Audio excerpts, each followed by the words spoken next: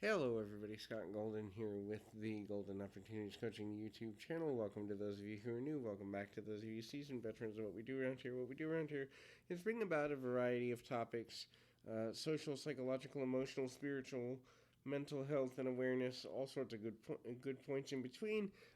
We try and be here as often as we can, most times daily, but several times per week at the very least.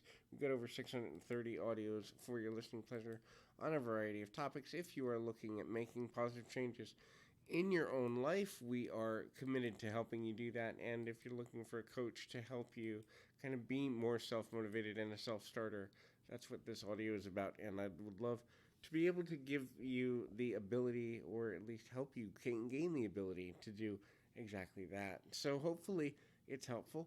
I encourage you to keep your feet on the ground, your mind in the moment. If you're looking for someone to work with, there's a couple things you can do. You can reach out on Twitter at PO Perception, or you can go into the About Me section on this particular YouTube page and check out all of the necessary factors.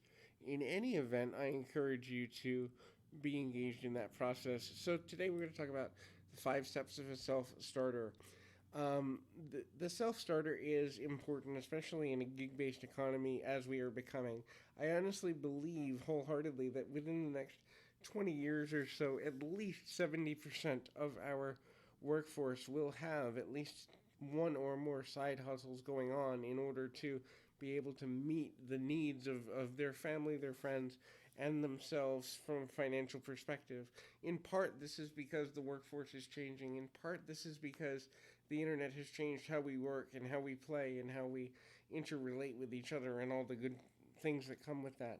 So, being a self-starter is more important than ever. I honestly think there may be a point within the next 50 to 70 years where there are people that never see the inside of an office building at all, and so being a self-starter is necessary because, well, hey, as the pandemic has taught us, working from home and needing to manage our time well and use our time well is an important part of being a successful person. So, the first is have a passion for learning and be focused on learning.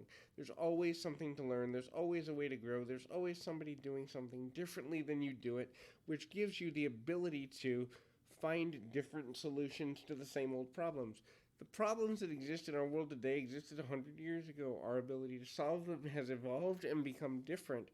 But the quicker we solve a problem and the more value we have in the ability to help people to solve problems, is important. And living in what has become an instant gratification mentality of society, that means we need to be able to move quickly, and that means the more we learn before we're placed into a problematic situation, the easier it becomes to actually address things in a clear, concise, and precise manner. When we are willing to do that, we have the ability to be of maximum value to other people. We also have the ability to get to places quicker, easier, and in a more meaningful way, and that is a main focal point.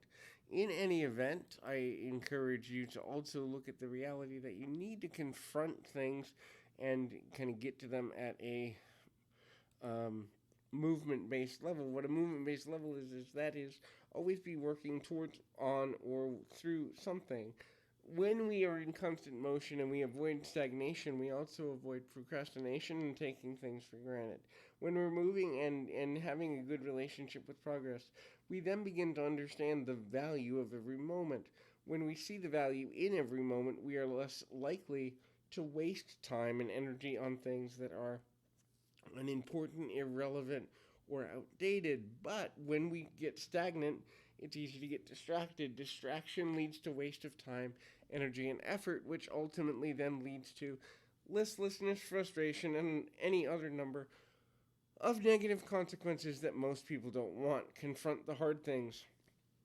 The hardest things in our life also reap the best rewards when we actually confront them. But the reality of confronting them means acknowledging, I'm scared of this. I'm not as knowledgeable as I could be or should be about this. I need to learn more or grow in other directions to be able to address this, and acknowledging one's own instability or lack of knowledge is an important part of making lasting, long term decisions and impacts for the benefit of our society, for ourselves, for those that need us, for those that are looking for us to be kind of leaders in the decisions we make and the choices we make and the way we use our time, energy, and effort. So that's helpful as well. Understanding that every decision we make, in fact, does become a impact upon ourselves and our future. It doesn't necessarily mean, per se, that having every answer is essential, or that having every answer is something we have to do. But the more flexible we are with the answers to our challenges, and the more movement-based we are, the easier it is to get to a resolution in a quick and concise manner.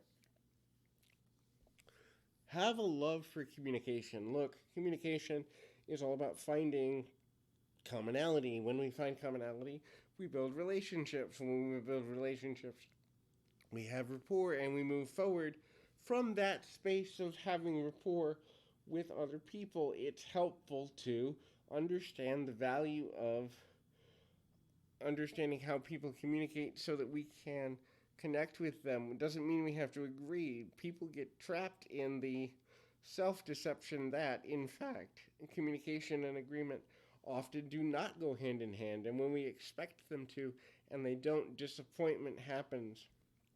The last thing to remember is that playing the long game is important. So that doesn't mean that we take for granted the moments we have. Every moment could be the beginning of an ending or the ending of a beginning, but plan for medium run. Where do I want to be in 3 years? Where do I want to be in 5 years? But also plan for where do I want to be when I'm ready to retire? Where do I want to be when my kids are graduated? Where do I want to be when, a life event happens that I'm not expecting?